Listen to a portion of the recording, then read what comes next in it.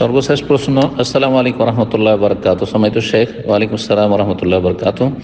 এক বোনের প্রশ্ন, তার স্বামীর প্রচণ্ড নাক ডাকার কারণে তারা একসঙ্গে ঘুমাতে পারে না, কিন্তু এতে তার স্বামীর মনে আফসোস কাজ করে, বোনটিরও খারাপ লাগে, কিন্তু সে 10 বছরে অভ্যাস করতে পারেনি, যদিও প্রথম 2 বছর চেষ্টা করেছিল কিন্তু ঘুমাতে পারতো না, তাই আলাদা আলাদা ঘুমায়। এতে কি সে গুনাহগার হবে? স্বামীর হক কি নষ্ট হবে?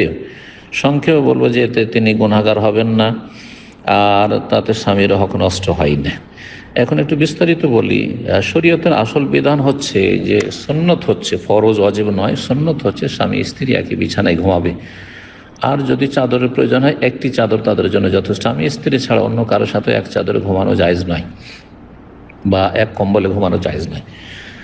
স্বামী স্ত্রী এক চাদরে এক বিছানায় ঘুমাবে। রাসূলুল্লাহ সাল্লাল্লাহু আলাইহি সাল্লাম আয়েশা রাদিয়াল্লাহু তাআলা আনহার সাথে অন্যান্য সমস্ত বিবিদের সাথে একই বিছানায় ঘুমাতেন। ছোট্ট বিছানা হতো, ছোট্ট কক্ষ, আর দিন রাতে তাতে ঘুমাতেন দুজনে, আর দিন হলে সেটাকে মুড়িয়ে রেখে দিতেন।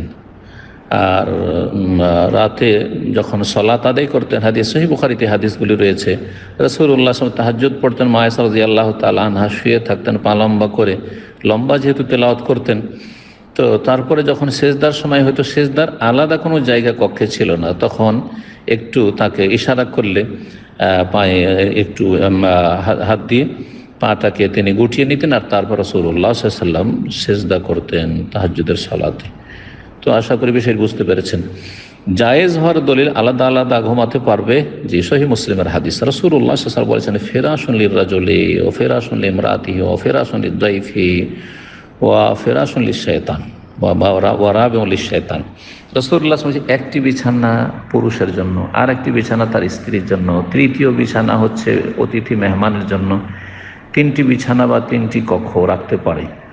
আর যদি অতিরিক্ত ফালতু বিনা কাজে 4র্থ বিছানা রাখে, আর সেটার কোনো প্রয়োজন হয় না, অতিথির জন্য একটি যথেষ্ট, কিন্তু এমনিতেই বিছানা রেখেছে বা বেডরুম রেখেছে, তাহলে সেটা শয়তানের জন্য, সেখানে শয়তান ঘুমাবে, শয়তান বসবাস করবে।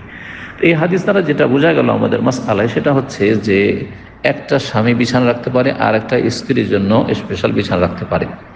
হ্যাঁ, শারীরিক চাহিদা পূরণের সময় এক জায়গায় হয়ে যাবে। ওলামারা বলেছেন যে যদি দোষ থাকে কারো মধ্যে, স্বামীর মধ্যে কোনো দোষ আছে, যেমন নাক ডাকা অথবা শরীর থেকে প্রচণ্ড গন্ধ আসা, মুখ থেকে গন্ধ আসা, তাহলে স্ত্রী দূরে শুইতে পারে।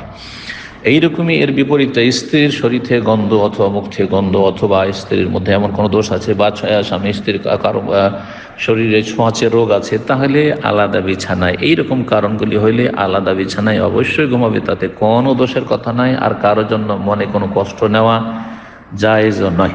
আশা করি যখন শারীরিক সম্পর্কের জন্য স্ত্রীকে ডাক দেবে, তখন সেই ডাকে সাড়া দিতে হবে। এই মর্মে রাসূলুল্লাহ সাল্লাল্লাহু আলাইহি ওয়াসাল্লাম বলেছেন, ইযা দাআর রাজুলু ইমরাতাহু ইলা ফিরাশিহি, যখন কোনো পুরুষ তার স্ত্রীকে ডাকবে নিজের বিছানার দিকে, ফাআবাত, সে যদি আসতে অস্বীকার করে, এই বিছানার দিকে মানে এক বিছানায় শোয়ার জন্য নয়, আর সব সময় এক বিছানায় শুইতে এই জন্য নয়, বরং সহবাসের উদ্দেশ্যে যদি ডাকে শারীরিক চাহিদা পূরণের জন্য, আর সে আসতে না চায়, অথচ শারীরিক কোনো ওজর নেই, তাহলে লানাতাল মালায়েকাতু হাত্তা তুসবিহা, ভোর হওয়া পর্যন্ত ফেরেশতাদের অভিশাপ, লানত হতে থাকবে। তো এই হাদিসের উদ্দেশ্য এই নয় যে এক বিছানায় হইতে হয়, বরং এই হাদিসের উদ্দেশ্য যদি শারীরিক প্রয়োজন পুরা করার জন্য স্বামী ডাক দেয় স্ত্রীকে আর অস্বীকার করে, তখন গুনাহগার হবে। আর যে ক্ষেত্রগুলি বললাম, এই সব ক্ষেত্রে বা যেটা জিজ্ঞাসা করেছে, তাতে কোনো গুনাহ হবে না ইনশাআল্লাহ, বরং এতেই কল্যাণ রয়েছে। আল্লাহ রাব্বুল আলামিন যেন বুঝার এবং আমলের তৌফিক দান।